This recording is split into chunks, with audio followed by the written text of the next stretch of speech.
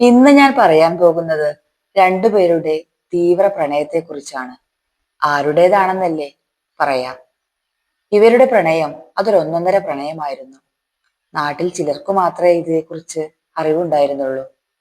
15 വർഷം മുമ്പാണ് ഈ വിശുദ്ധ പ്രണയത്തെക്കുറിച്ച് ഞാൻ അറിയുന്നത്. വെറുതെ അറിഞ്ഞതല്ല, അനുഭവിച്ചറിഞ്ഞു. പ്രണയത്തിന്റെ പര്യായമാണിവർ. രണ്ടുപേരും ചേർന്നാൽ അവിടം വല്ലാത്തൊരു അനുഭൂതി ഉണ്ടാവും. സ്നേഹത്തിന്റെ, രുചിയുടെ, അഴകിന്റെ, കൂടിച്ചേരലിന്റെ.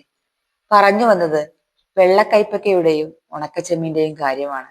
വർഷങ്ങൾക്ക് മുൻപ് മലപ്പുറത്തുള്ള മൂത്തമ്മയുടെ മോന്റെ കല്യാണത്തിനാണ് ബിരിയാണിയുടെ കൂടെ ഇവരെ ഞാൻ പരിചയപ്പെടുന്നത്.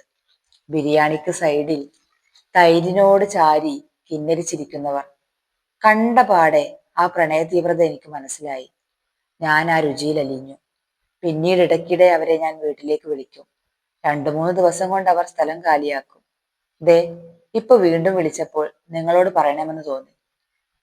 നന്നായി വറുത്ത ചെമ്മീൻ കത്തി കൊണ്ട് പൊടിച്ചു മാറ്റി വെക്കുക. നല്ലെണ്ണയിൽ കടുക് പൊട്ടിച്ച് പച്ചമുളക്, ഇഞ്ചി, വെളുത്തുള്ളി, അച്ചാർപ്പൊടി എന്നിവ മൂപ്പിച്ചെടുക്കുക.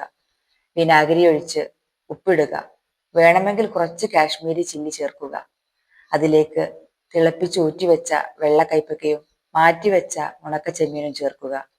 പ്രണയ ജോഡികൾ സമം ചേർന്നൊരു സൂപ്പർ അച്ചാർ. ട്രൈ ചെയ്ത് നോക്കണേ. ഈ പ്രണയത്തിന്റെ കഥ രുചിയുടെ കഥയായി മാറട്ടെ. രുചിയുടെ ഒരു കഥ.